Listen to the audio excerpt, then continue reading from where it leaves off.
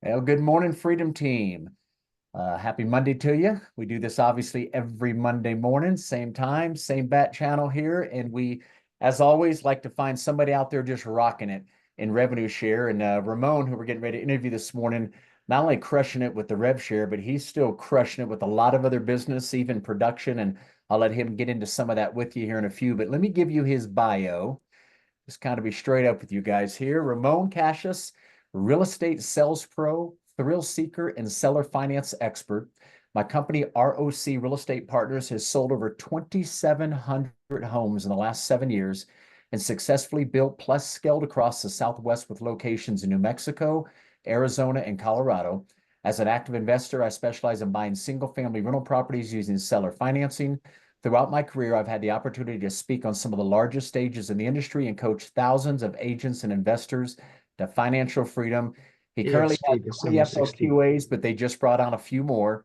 Got a group of about 300 agents, and Ramona's got his hands in all kinds of things.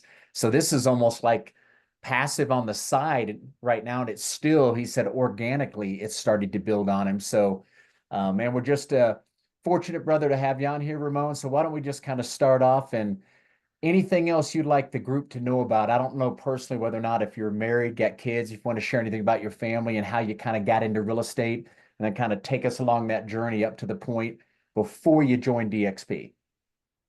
Yeah, for sure. Well, thanks for the intro and happy to be here, guys. Spent some time with you this morning.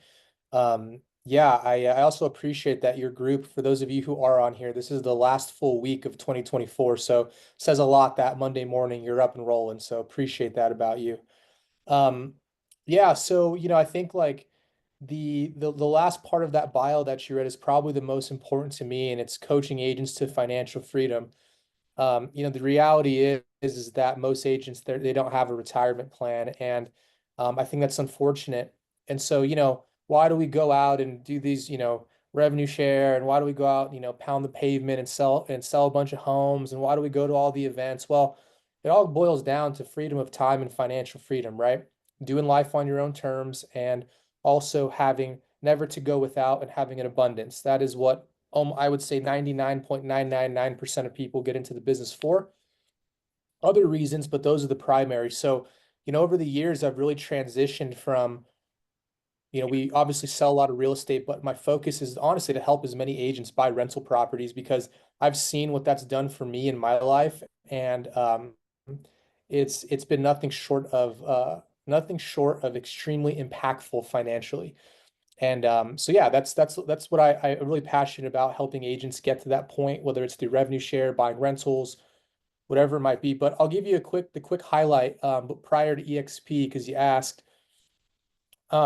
So got my license in 2016, had no idea what I was, classic, no idea what you're doing, just going for it.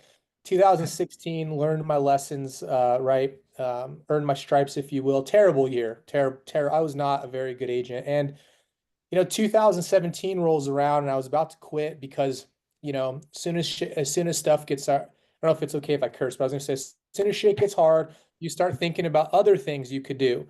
So, oh, residential isn't for me. Commercial is where I belong because I met some commercial guys. I go to their office. It's all glass. There's like pictures of them hunting exotic animals overseas. Their Ford Raptors are outside. They got Rolexes on. I'm like, oh yeah, obviously this is where I'm meant to be right here. It's not residential real estate, but as I was going to quit, uh, tell my Remax broker at the time, tell him that I was going to quit. I just couldn't do it. It just didn't feel right. I was like, you know what?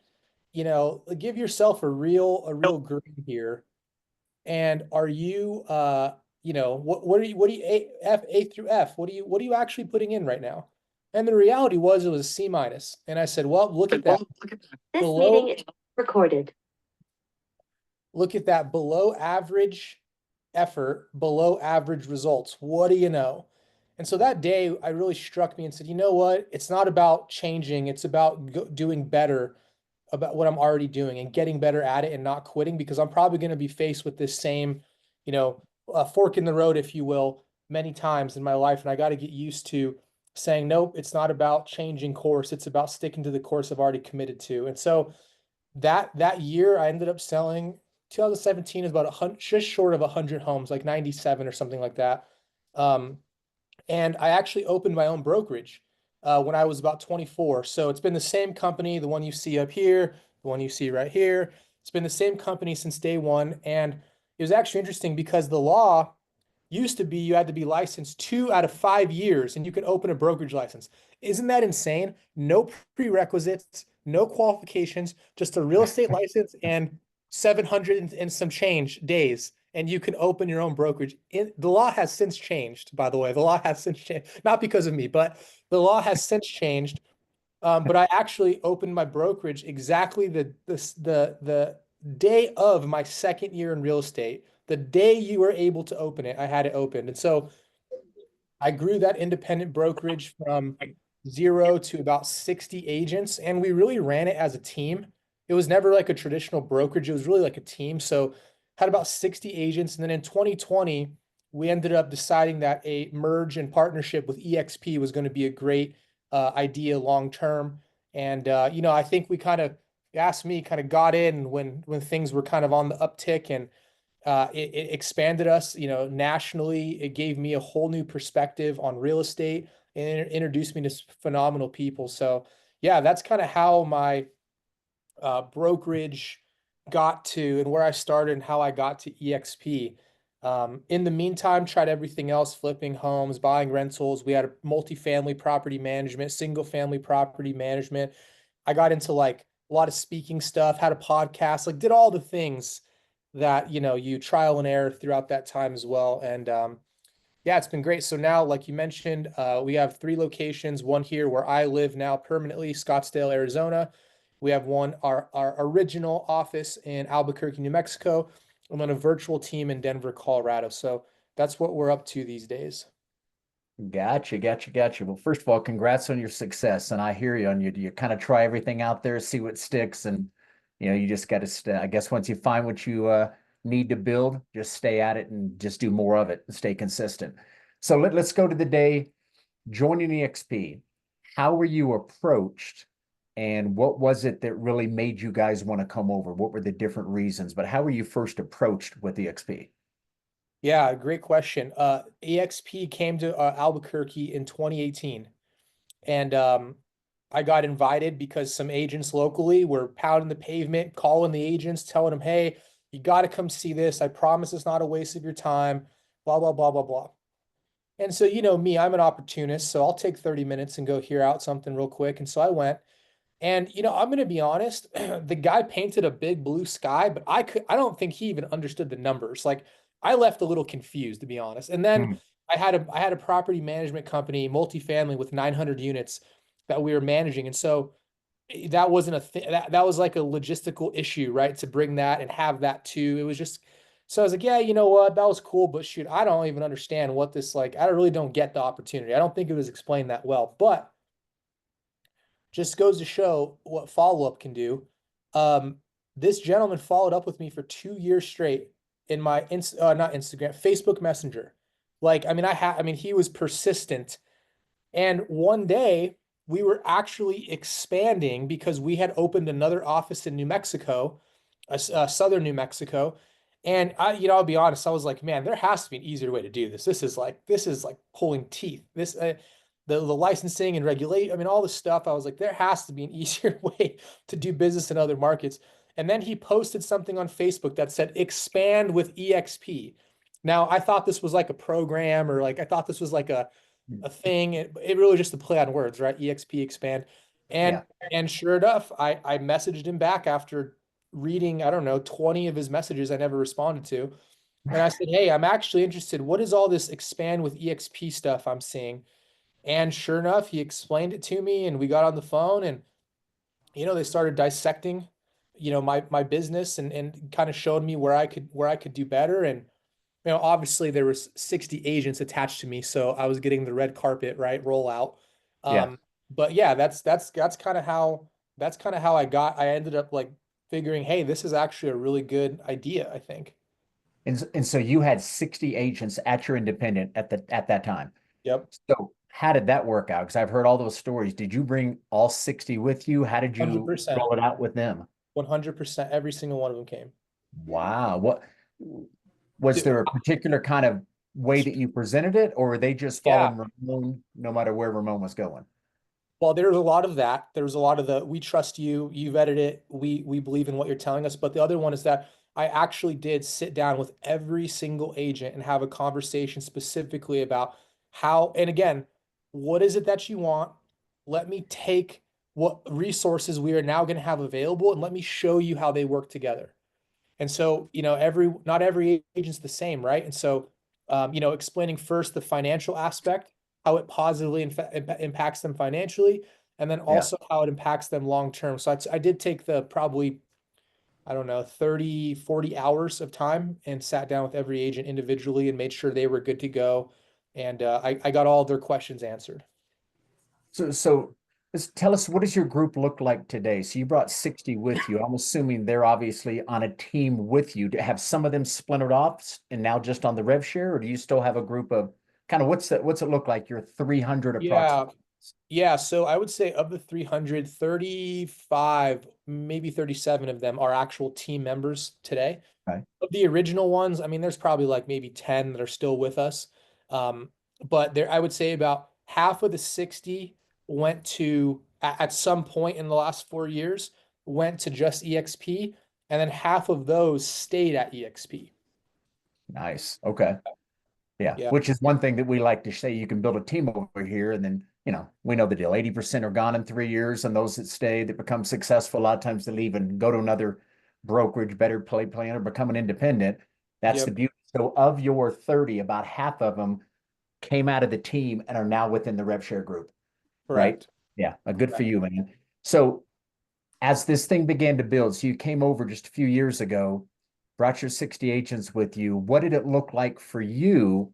Were you mainly coming over because of obviously all the tools and everything for your group, but was it the rev share that mainly pulled you over, or what was it that made, I guess, Ramon want to pull the Good. trigger and come this Yeah, way? it's a good question.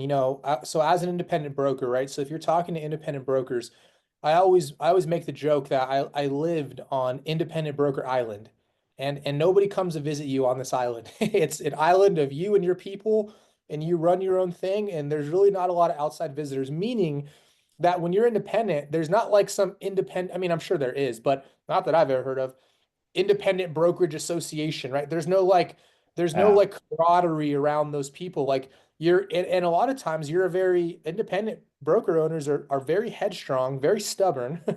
And that's why they've chosen to do their own thing. Yeah. And so for me, I looked at it and said, well, if I want to elevate my career, like, and I want a national presence and I want to build my company across other markets, like I need to start elevating my presence in the industry.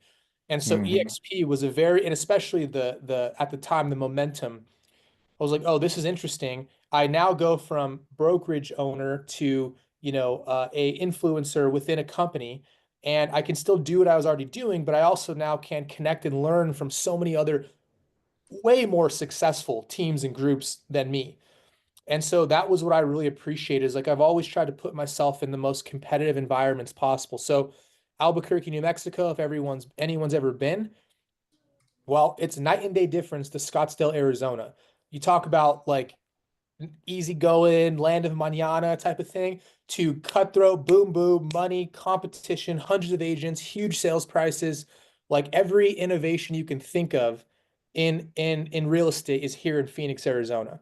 And Yeah. so, for me, that was like a big part of it is like I want to be around better people that are making me smarter. And so that was probably the biggest. Now, I did see the stock opportunity, and of course, it's all like projection, right? And I did see a long-term revenue share, this could be pretty cool. And I'll tell you this about revenue share. This is actually one of the most effective ways I've ever been able to explain revenue share to a real estate person. Okay. I say, hey, tell you what, how much, how much money would you need in terms of a down payment? Let's just talk down payment to buy a rental property and it's a cash flow $5,000 net profit per month. How much are we talking in your market? Now, most, everyone's market's a little bit different, but you're probably talking in the 4 million range, somewhere in there for a net true net $5,000 per month, $60,000 net per year after all expenses paid. So I don't know about you, but I don't know a lot of agents that are walking around with $750,000 in cash ready to deploy on an asset. So, you know, I think one of the biggest mistakes that I made early on was painting this picture of $50,000, $100,000 a month. Brant Gove makes $1 million a year. That is so out of the reality of 99% of the people. They like $2,000 a month would be life changing. So like meet people where they're at. And I always used to explain to them, so let's just pretend now you don't have to put the $750,000 down. You can keep doing what you're already doing. And imagine this rental property. There's no taxes. Well, I mean, there is taxes, but you know what I'm saying. No property taxes. There's no liability. There's no tenants. And every year, this apartment complex that you purchased, imagine if it just expanded its acreage. It just the survey got bigger, the land it was on. And then all of a sudden, foundation goes in and framing goes up and a roof goes on it. And then all the interior gets done. And then a tenant moves in and starts paying. Imagine if that was just happening gradually over time. And the best part is that you don't need to have the capital to be able to build passive income. The number one reason that holds people back from building wealth in real estate is because there is a mindset that I don't have enough money to do that. I'm giving you a clear-cut way to not have to take on another job, learn some other skill set you have no idea in another industry or some weird side hustle. I'm giving you the clear playbook to what $1, $2, $3,000 a month net could do for you in your life. Think about your car payment, think about your mortgage payment, think about your kids' tuition, think about that vacation you want to go on, all achievable. You just have to make the commitment to go do it. And explaining a real estate asset purchase versus revenue share has been one of the easiest ways of being able people to go, oh, okay, well that you got a point there, and kind of level with them on not these astronomical numbers, but what it could do for the everyday agent, the everyday person, because the wealth is in the masses in revenue share, right? Like that's what it is. I mean, you got to have numbers on there, and you got to appeal to the masses. So let's get into the nitty gritty of what it looked like. So you came over, brought your 60 agents with you. Did any of those 60 start to kind of join you and reach out, or what did it look like when you first started to build here just a few years ago? Yeah, so I think, this is part of building a good revenue share group is like having resources that people can plug into. So when I first got into the industry or into EXP, I mean, they weren't the most organized group of people, but they definitely were trying. And so I started to understand and look around like, well, what is it that is getting people attracted to these groups and why are they staying?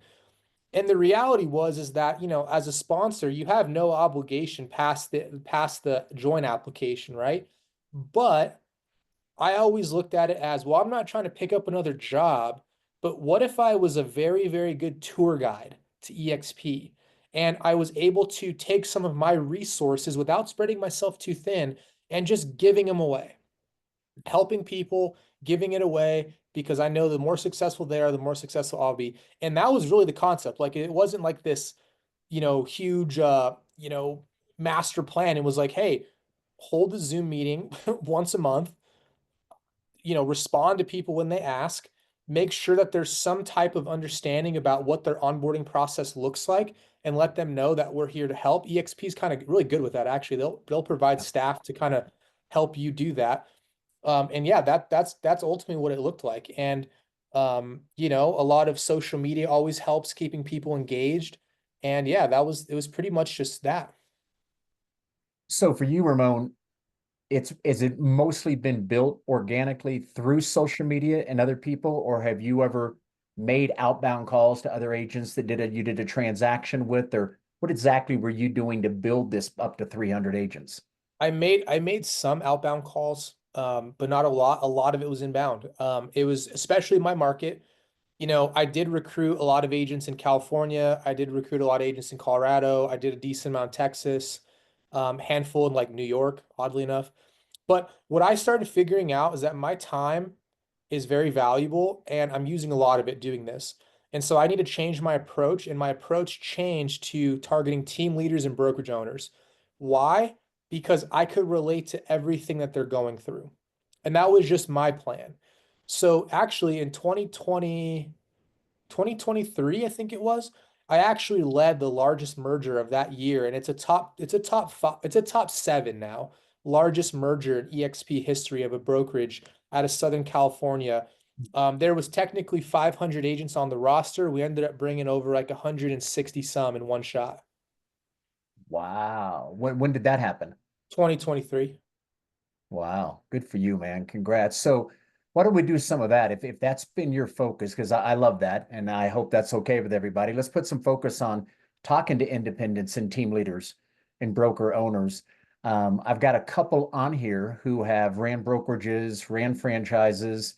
I don't mean to put you guys on the spot, but your verbiage might even be obviously better than mine. But Tim, Kathy, anybody, Ramon, would you be open to kind of role play? I've got a couple of few people in here that again that have ran franchises and brokerages. Would you be okay to kind of role play, like if you called them and kind of go back and forth? What do you do to create interest and set that meeting? You be cool with that? Yeah, I mean, yeah, I could do my best. I don't think I've done one of these in a while, but Yeah, I'll, it'll be I'll, good. I can tell I'll it'll just be good, brother. Whatever you're yeah, gonna. I'll tell you this before we start. Yeah. You know, the number one key, and I actually just had I get approached all the time with new, all you guys all know the brokerages that are out there, and I'll hear them out because I also like to know I like to know, be educated when someone's saying, well, I'm considering this or this, and I like to know what the other this is, right? I like to know what my opinion of it is. So the way you can tell a skilled or a recruiter, we're just going to use the word recruiter because a recruiter, that's not a bad term. It's like saying a salesperson's a bad. No, sales is helping people. Recruiting is helping people. The good recruiters ask questions. It is probably 75% the person who's getting recruited talking, the recruiter talking maybe 25% in that first meeting. Okay. An unskilled recruiter, what you will notice is, yeah, they might ask you a few questions because they understand, like, I need some talking points here, but then they just start rambling on you. They just start going through all the benefit, and you could tell they're excited, which is cool. But I'm like, you always have to extract and figure out first what's the need, what's the pain point, what does this person value, and your entire value proposition that you propose is all based around that one or two or three things. That's it. It's like going to a listing appointment where somebody only cares about the net at closing. And you're over there telling them about your Facebook ad strategy and your drone shots and how you're going to put this in a magazine. And like you can just see their eyes glazing over. They're like, dude, I could care literally less about that stuff. And that's how you lose a recruit, and that's how you lose a listing as well. Very good point. So who would like to do a little role playing? I mean, I can do it, but I know some of you guys have owned brokerages and ran them and so forth. Anybody want to play that side of it with Ramon? Anyone? Bueller? You want me to do it? All right.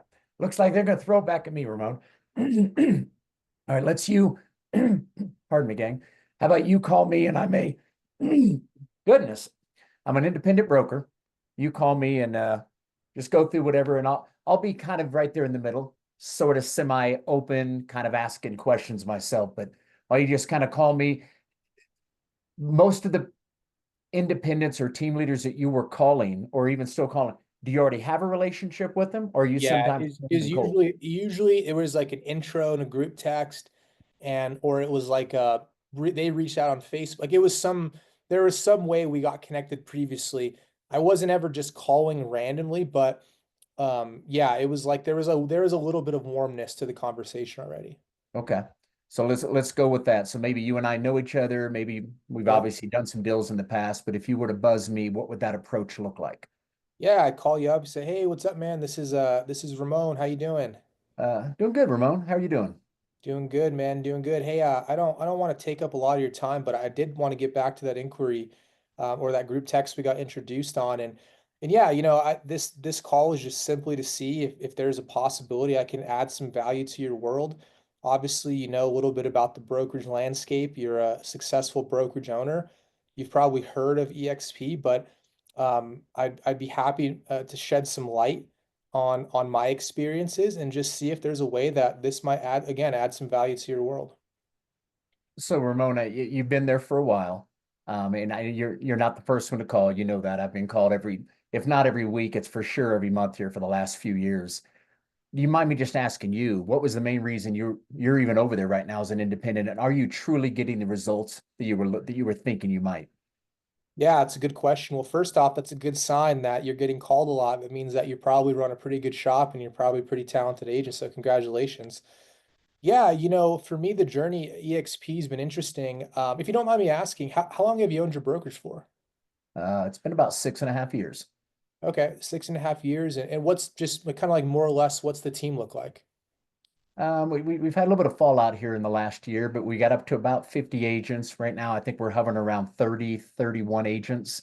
Had a little bit of, we just Okay. had several, man. It's been the deal. Been a tough market here the last year and a half. We Yeah. lost a handful of stuff that some have just got out of the industry. We lost a few to a couple competitors that maybe thought the grass was greener, but yeah, around 30, 31. Got it. Okay, that makes sense. And what's your role kind of day to day? What does that look like for you? I'm kind of a tour guide. Yeah, we run Zooms every week. Got several Zooms we do as a group. I have some of my top agents who lead a lot of those Zooms. We try to get together, make sure everybody's staying up to date with, the latest legalities, the NAR settlement, you name it. So Got it. just try to get people to plug in as best we can. Doing fairly well with the 30 agents I have. We're averaging about 2.5 million per agent, kind of as an average, about Really seven, eight good. transactions. So yeah, it's been pretty It's well. great. We're kind of down to a good Yeah, congruent group that seems to be gelling right now. core group. That's awesome. If you don't mind me asking, what's the plan? Like, what's the big picture for your brokerage? What does your future look like in an ideal world? Yeah, that's a great question, Ramon. I mean, heading into 2025, we'd like to add about another 10 agents, people that are really on the same page with us, wanting to expand. And I'm thinking about going into another market, right? I've been focused up here in the Colorado area, but we're looking to now, we're in Colorado Springs. I'm looking to maybe open up another office over in Denver. So 2025, I'm hoping to add about 10 agents, open up another office, and really focus on helping my agents just be more profitable if I can, smarter with what they're doing throughout the day. Doesn't necessarily mean more transactions, but some I've got going into luxury right now, and just a lot of focus into 2025 with growth and making sure my agents are content, happy, and I'm helping them grow as well. That's awesome. I love the growth plans. I actually have a couple different offices as well in a few different markets. I've definitely been there. What do you think? What do you think would help you get there? I mean, what's stopping that from happening right now? Hey, I've got myself kind of spread pretty thin. I'm looking to bring on maybe another team leader, somebody that can take on more of the responsibility of trying to manage and run this group. I'd like to focus more on expansion. Like I said, adding the 10 agents, opening up an office, and get someone that could really help kind of run and manage the rest of my current group. Yeah, that makes sense. So like attract more talent to kind of take you out of the day, a little bit less out of the day to day and doing a lot of the managerial tasks so you can focus on the growth of the company. Does that sound about right? Yeah, that's where I'd like to go in 25. All right. Well, and just brokerage owner to brokerage owner, what's the pain point for you right now? If there is one, is there anything that's like, is it just talent or is there anything else that's hindering the growth of what you want your business to look like? Well, like I told you in the last 18 months, a little bit of a retention challenge, right? We lost a pretty good chunk, about 20 agents out the door in the last 18 months. So I'd like to make sure I've got everything in place, all the right kind of systems and tools. I know how it is. I'm called all the time, and I'm sure you are as well, and I'm sure my agents are. So I want to build a nice rock solid foundation where they've got everything they need here for growth. So that's another reason I want to bring on another team leader, someone to really make sure I streamline the systems and tools for my agents. Okay. Yeah, no, that definitely makes sense. What do you think? Do you know where the agents are like the ones that have left? I know you said that there has been some turnover. Do you know where they're going or what they found that was better than, or perceived as better than what their current situation was? I think all I've learned here in the last year and a half, we've got these competitors that are spinning off, trying to say that they're very similar to us. But hey, you can get started with these guys, early like you would have if you'd have joined DXP 12, 13 years ago. I think that's been some of the approach. Some think the grass is greener. They want to get in early. I don't know. I haven't tried to reach out to every one of them. I'm more focused on the growth. If I'm going to lose some, I'm losing some out the back door. I'm more focused on how can I maintain what I still have and grow forward, not so much maybe going after the people that have left. Now, don't get me wrong. I'd like to have somebody come in that could follow up with those, make sure, again, we're still trying to provide value and maybe even find out why did they leave? Is the grass greener? What's it been like since you've been there? So I'd love to have someone that could take on that role as well. Okay, cool. No, this is all really good context. Give me a very clear picture of where you're at. Other question that just popped into my mind is that since you've been approached multiple times by EXP, I'm sure other brokerages, what stopped you from not taking on one of those opportunities? Well, first of all, I haven't talked to somebody else that was an independent like you that went over. I've just had different agents calling me, and I'm thinking they don't truly understand my business. And so I'm a little bit more open, Ramon, knowing that have a similar background as mine. So I've just been a little bit more open to talk with someone who has my same thought process and what it takes to build a brokerage. Got it. Well, here after hearing that, here's what I can say is that learning about EXP is a process, and I think one of the biggest mistakes that people who aren't or haven't been in our position make is that they think it's going to be a quick decision. Your blood, sweat, and tears has been put into your business, and that's something I respect and understand the situation you're in. Learning about EXP is a process. So it'd be naive of me to come on here and try to just give you this spiel of, oh my God, it's so great, it's the best. You're a qualified business owner and you're going to make a business decision. So what I would like to do, if you're up for it, is kind of space this out to where we can take bite-sized information about the specific pain points that we just discussed on where you're at. So big one is retention. Second one is growth. And third is bringing in qualified management to help you be in a position to continue to keep growing the company. The best way I can do that is getting a breakdown of your actual production numbers, agent count, because I want to show you first and foremost, before we get into all the blue sky, what could be, right? I want to first show you from your business operation today, what it could look like from a black and white standpoint, from a monetary perspective at EXP. And if that even is slightly interesting to you, then we can keep the conversation going. If you're like, hey, this makes no sense for what I need right now, hey, that's cool. I just want to be the person to give you the honest opinion and the accurate information. Or would you be totally opposed to doing that? No, I mean, Ramon, that's exactly where I was going. I'd like to see the numbers. How would this break down a comparison if I Yeah. were to have my brokerage within the EXP brokerage? Got it. So this is what I'll do. If you're committed to doing this, this is what I'll do. I'm going to send you an email here in about 10 minutes, and I'm just going to ask some basic questions. Now, some of these questions, you might need to pull a report, you might need to talk to maybe your admin. No rush, but once I have those, I can complete the financial analysis for you. And again, this isn't going to be me like chicken scratch on the back of a piece of paper. I'm actually going to work with EXP Corporate. I'm going to make sure all the numbers are dialed in, and you're going to have a very, very clean view of exactly what it would look like from a black and white perspective with your current organization at EXP. And then we can go from there. Does that sound okay? Yeah, sounds good, man. Now, I appreciate the call. I'm definitely open to look and yeah, look forward to it. Sounds good, man. We'll be in touch. You got it. Let me stop right there. And Scott, I don't mean to put you on the spot, brother, but I got a lot of studs and studettes on here. I really mean that. We got one lady on here, Kelly, when you're talking about rentals, over 90 rental properties, Ramon. So I've got some great. You got another guy here in the middle. Tim ran a Remax franchise. We're loaded with talent. Scott Pewitt, the guy I want to kind of call on real quick. He's more in the commercial space. He's calling on brokerages. But Scott, just to open up, man, is there questions? Because you've been doing this now for a couple months, starting to make these calls to independents and so forth. I don't know how much difference if you're calling on the commercial versus residential, but are there any questions you'd like to, you know, give to Ramon and get some feedback? Well, I think the first that you mentioned was I was taking quite a bit of notes. The skilled recruiter versus the unskilled recruiter. That really makes sense. So many people I'm approaching are seasoned. They have value for me. I have value for them. For me to be in this new position is new for them. And I was going through your questions. The curiosity comes from a professional view, even all the way down to the financial analysis. I'm finding the ones that I'm attracting, they understand that language. So I'm Yep. really just I naturally approach that way, but a lot of the recruiting training is more just reaching out to people. So I really like the grounded, connected curiosity questions. My question to you is, which you've answered mostly, like I've been approaching the number one broker in our area, and he's been approached many times. So literally, your conversation just then was everything I've been going through. His last statement was, if I ever switched over to a cloud-based brokerage, I'd go with you. So that tells me I'm communicating that professional. But what's the follow-up that you would do with someone like that as you lead them further? Man, the follow-up, I'll tell you this. I followed up with that guy that we brought over with a roster of 500. We ended up closing on 160 of them. That was like a year and a half, 2 years of follow-up. And here's the deal.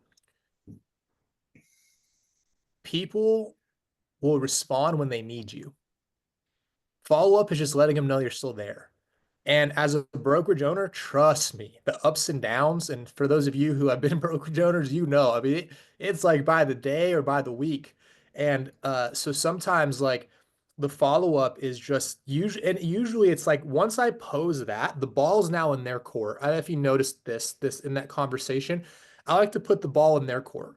Like I need these things from you in order for me to analyze it. So a lot of my follow-up with that gentleman that I was referencing that brought over the big brokerage was like getting him to extract information. Like a lot of times you think it'd be super easy. Oh, they're just going to press the button, download the whole sheet, send it to you. Of course, not always the case.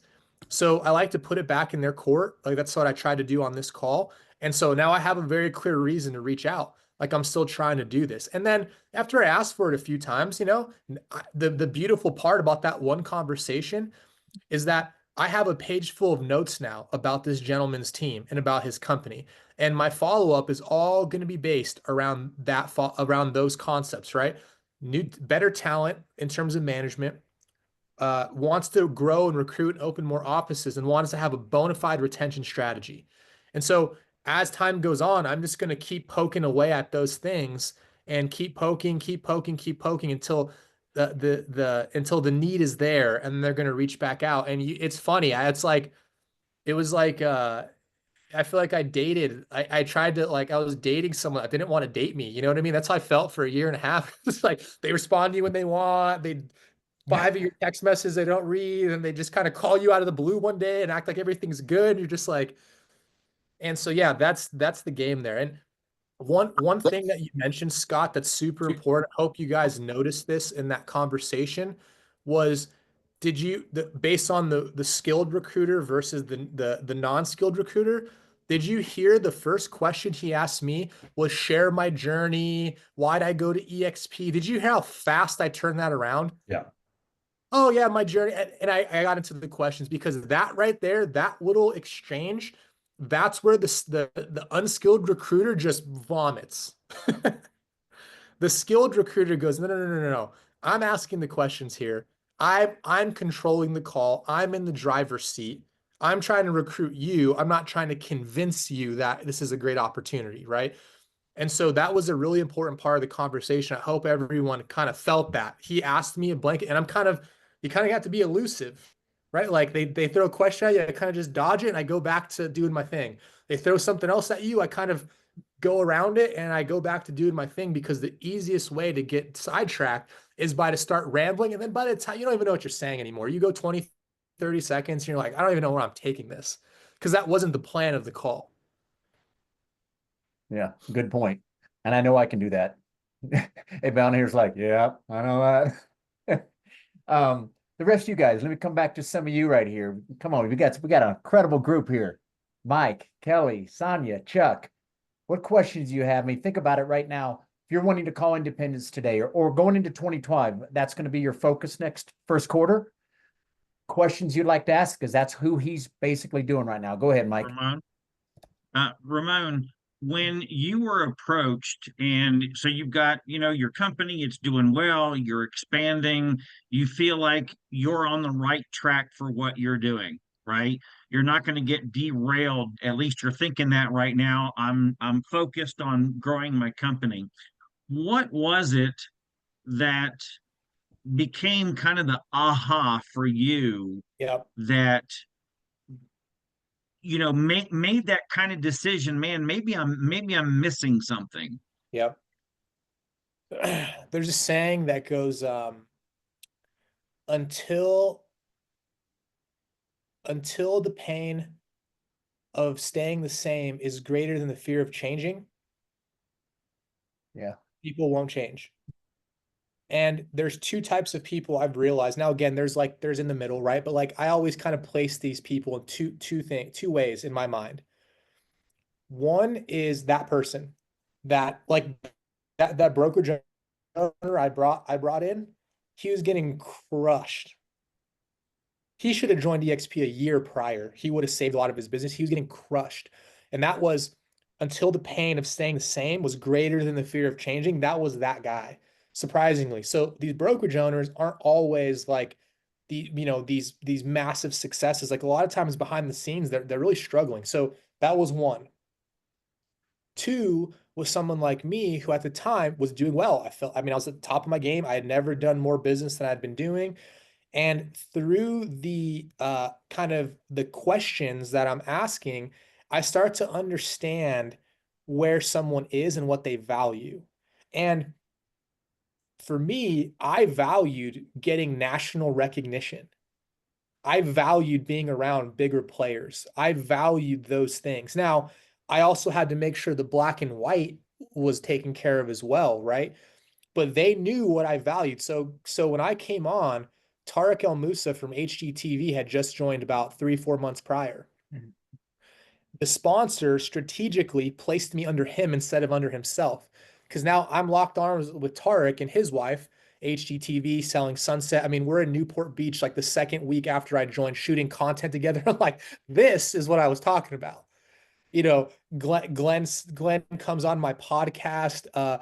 I get booked at the Brent Gove. I spoke at his Tony Robbins event in 2021, 7,000 people. Like they made a lot of and of course in the recruiting stage, I'm also asking for all this stuff too. I'm like, hey, these are the cards that I'm going to play. Like I want this if I'm going to come over. And they said yes, yes, yes, yes. But point being though, Mike, is that through this process, you start to understand what someone truly values, and they base the whole value proposition around that.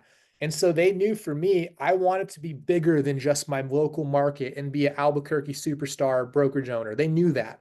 And so they crafted the kind of the offer and made the value proposition about getting me those things. So it was very clear, you come here, you get this. And that was the clear path for me. So I hope that answers your question. And again, these guys look at your social media, they go listen to your podcast, they go research and find out. If you're really trying to land someone with 60 agents, you better do your due diligence about them and find out who they are. And again, through the conversations, more and more comes out over time. And as a skilled recruiter, that's what you're basing your value proposition around, is what they want. So the person whose trajectory, right, is already going, they're successful. You're thinking, why would this person even take the time? Understand what they want and show them that what they want can happen here. That's because they're not like, oh man, I'm hurting for business. Let me show you how you can retain agents. They're not thinking that. They're thinking, how do I do this bigger, better, go 10x? And you got to show them that value proposition of EXP. Okay, Interesting. very good answer. Okay, Agree. thank you.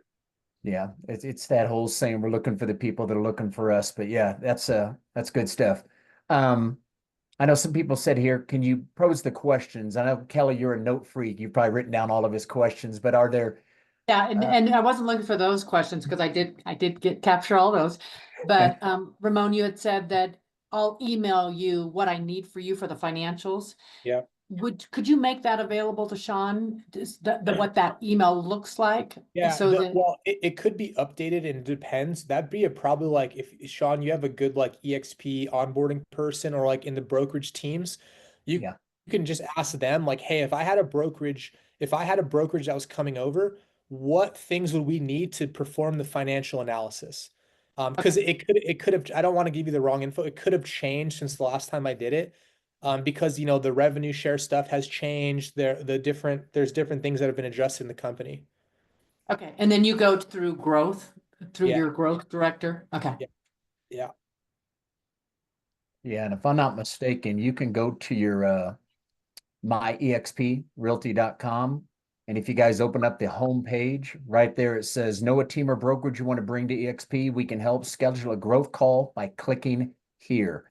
So guys, the numbers he's talking about running, I've said this a couple times, the moment you've got interest from a team leader or independent broker, you've done a Zoom, maybe it's even a very good in-depth phone call, whatever, you can get corporate involved. Just go to your my.exp site, click, then you'll get your growth team. Reach out to them. They will run the numbers for you, right? Yeah. So you don't have to necessarily be the one. I'm not sure if anybody knew that. Other questions here, gang? Got another 12, 13 One more, if minutes. you don't mind, Sean. Go ahead. So my strategy is much like yours, where I'm a financial planner, do a lot of real estate investing. And so I run the numbers for, if you did stocks, if you did real estate, if you did agent attraction. So that for me is very, very powerful. But you said you don't really attract now. What do you do? How do folks come to you to get into your space so you can talk to them? Yeah, it's a good question.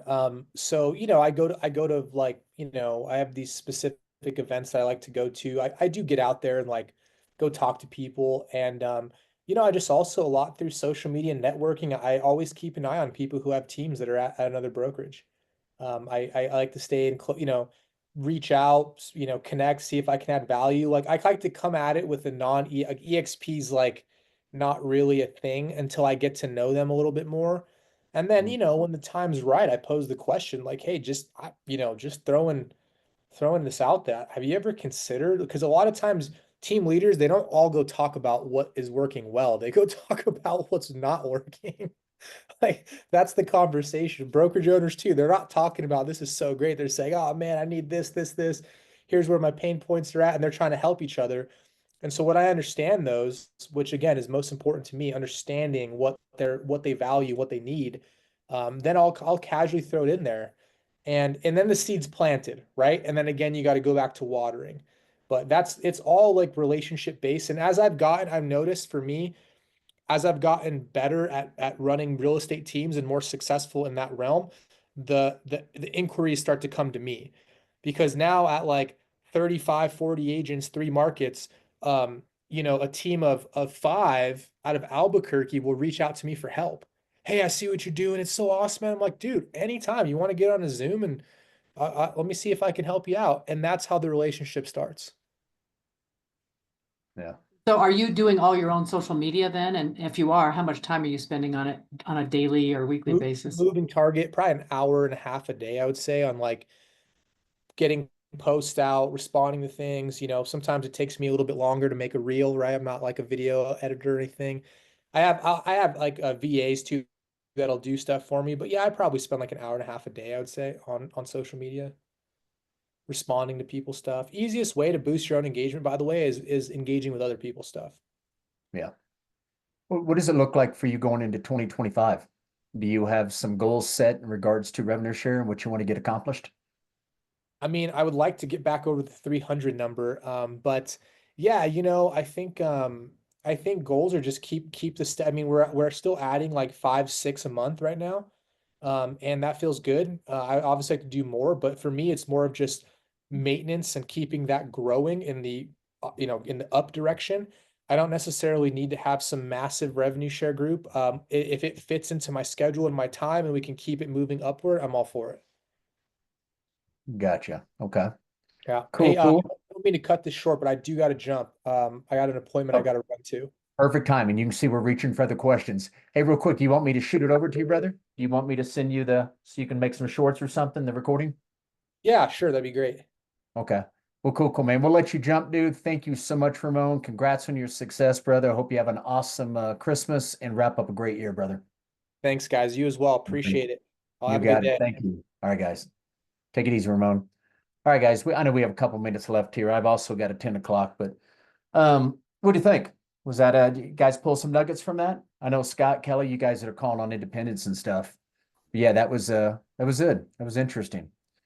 Anything at all we want to wrap up here before we jump? Anybody got any questions or comments? Just for me, that professional approach, that's what I'm finding in my circles is they don't want to make a decision in the moment, but they do know how to move forward. So to me, that was the most realistic I've ever heard. So Yeah, that's awesome. And how is it going for you, Scott, since you've been planting more seeds here? I know you just got back not too long ago, but yeah, some good I works. had a spike when I started in July, and that was the people that were ready. And then I had this little season of no one had time, it felt like. And all of a sudden, I made all my calls this last week, and I have 3 that said after January 1st, let's sit down and go the next step. And so that's why this call aligns with that. Is it's all timing. And when he said something that really helped. People will follow up when they need you, which obviously we have to stay in touch, keep that presence. But remembering that is something for me that I'm going to write on my big screen. Yeah, good. Yeah, there was definitely some good nuggets. What would you get from it, Kathy, Tim? Did you guys gather anything new? Yeah, I've got a couple comments. One, it was great. Can you hear me okay? I'm getting Yeah, some you're good, feedback. brother. Okay. You're good. I love the approach. I did a similar approach to a brokerage of 120. And when I sent them the request from corporate, I feel like it was just so voluminous of an information gathering to give back to Tim process that the feet got cold. Maybe there was another reason, but just be aware of that. I think we need to get whatever the list is from corporate and share with everybody here, and see what that is. But I would say less is more in that case. And the only thing I would add to what he was saying is when I ask for this information about all his people, the first thing they think is, I'm not sharing all that shit with you. So you've got to immediately come back and say, man, don't give me the agents' names. I could care less. Just put, Bugs Bunny and Mickey Mouse or Agent 1, Agent 2, Agent 3, Agent 4. Add that to that, and you're immediately going to disassemble the guard that they would otherwise set up as an approach. And then just as a follow-up, Friday, 3 days ago, I had somebody come back to me that I'd been talking to for 22 months and said, Tim, I'm ready.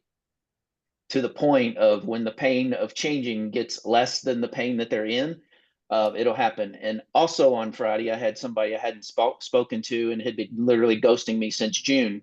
Same message, sent me an email. I'm ready. I'm onboarding next week, which is this week. So guys, it's, don't ever become discouraged, because they will come when they're ready, and just continue to love on them. So with those folks, were you dripping something once a month? Or what were you doing with them, Tim? Not as much as I should have. I mean, I'd send them a Tuesday mastermind recording once in a while, not every week, but certain ones I really thought were good. Yeah. I've sent Nick Krim's videos out to a lot of them. I'm gonna, okay, that series is kind of over. I mean, we're kind of really still doing it, but I'm going to go back and send them a whole playlist now, just as another means of giving. And, if you're not an AI, an agent that is an AI is going to potentially surpass you. Please take this and learn from it, enjoy from it. AI is changing all of our lives. No doubt. No doubt. Well, cool. Anything else? Anybody comment, question? Sean, repeatedly, we've had different people on that are investing a significant amount of time in social media. And it's really hard for me to get my head wrapped around spending an hour and a half or 2 hours every day just in social media playing. That has always seemed like a not productive process. Where would you point me to say, number one, change your mindset, but number two, here's how you would go about it to make it really do something for you? Have we had different people talk about how they do it that you'd point me to? How they do it is in how they go about posting and how often they do it and so forth. Yeah, what do you do? If I'm going to go engage, I have a VA that does my social media, but I do no engagement at all on my side. So and most of them are saying it's the engagement that's doing the job. Exactly, yeah. I just can't imagine spending that kind of time doing it. So yeah. Help me get over that one. And I'm kind of doing the same as you, Kelly. I just hired a VA and I've got one now that's college educated and paying a little bit more per hour, but very good with social media. I'm having him, because he's pretty articulate. I've seen his emails, I've seen his text, so he can reply back even though he's in the Philippines and it's proper English from that college degree. But he's going out and doing some engaging, but I think I need to do some engaging. I haven't been doing that either. Does anybody take any time at all right now to go out and, and make comments on other people's posts and likes? Anybody do that on a consistent basis yourself, or do you outsource that to your VA? Everybody that's on here now. Is anybody doing any of that kind of stuff consistently? I do. Yeah. And Cheryl, do you do it yourself or are you outsourcing it? I do it to myself, but basically, if you just train yourself, like some of the comments, I don't even read the whole thing. I just get a blur and then I respond. You can respond to people's birthdays. I listen to Tristan Amuda. I don't know if you heard of him. He does social media a lot. Used to be with KW, but basically try to do like 5 things. Like you might do 4 hearts. It's not about, trying to come up with something savvy, but it's just getting those clicks in on their site. That's a good idea. So kind of like you make the decision, like, Tim making 8 calls or making 5 calls, maybe make a decision. I'm going to make 3 comments every day and 3 or 4 hearts every day. And you set aside your 15, 20 minutes. Maybe it doesn't have to be an hour and a half. If we're doing nothing right now, Kelly, taking 15 to 20 minutes to start, maybe we start off with 3 or 4 likes, 3 or 4 comments, go about your day and keep doing that every day. And I don't know, just a thought. Then do it where? Instagram, Facebook, LinkedIn, where do you go? Where do you spend your time? You named all 3 that I'm working on. I'm not on TikTok and stuff, but those 3, I don't know which ones are better than the others. You guys may know that better than me. And I think maybe you'd have different opinions on that, right? Some people get business from LinkedIn, some from Instagram, some from Facebook. What's everybody's thoughts on that? If you're going to go out and spend a little bit of time liking and commenting, where do you guys think you should be going? It's like the I think CRM. it's It's the like a one that works for you. CRM. The one you work will be the one that pays off. We're both saying the same You're thing. not going to do them all. Yeah. Kelly, one of the things that has helped me a lot with that is that the people that I'm going to be going after, I actually bookmarked and copied their address on Facebook. So I'm not just looking at the people that come up on my Facebook. I'm actually going to the agents that I'm going after and go to their Facebook and click on it, like it. It doesn't have to be a lot, but at least you can go bam, bam, bam, bam, bam, as opposed to looking for them. What was the comment you said about the address?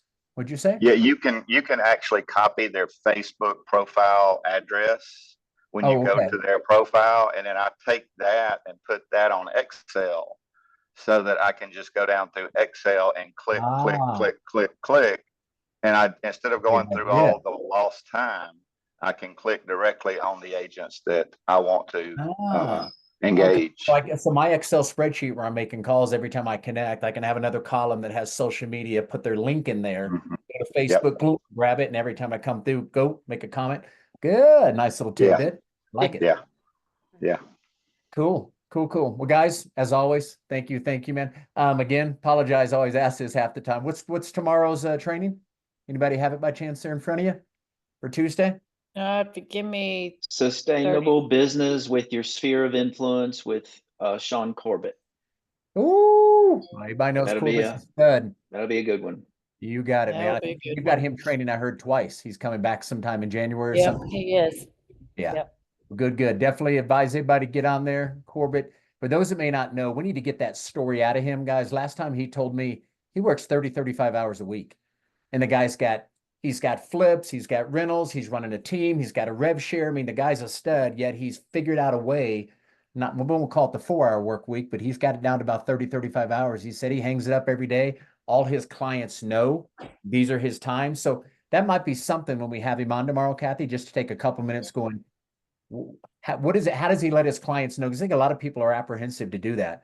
I don't work after 5 o'clock, or, people are like, oh, I got to be available. I'd love to pick his brain more. Does that sound like that'd be something we'd all want to know, right? I mean, when he told me that about a year ago, I'm like, dang, because he sold in my house that I bought, that last house back in Dallas. It was a wholesale. He was about to flip and we ended up grabbing it. But anyway, I highly respect Corbett. He's definitely a stud. So maybe we can pick his brain a little tomorrow as well. Very good. All right, guys. Thank you, man. Have a blessed day, you guys. Hope to see everybody tomorrow morning. All right, gang. Thank you, guys. Thanks, You bet. Bye, everybody. Bye-bye.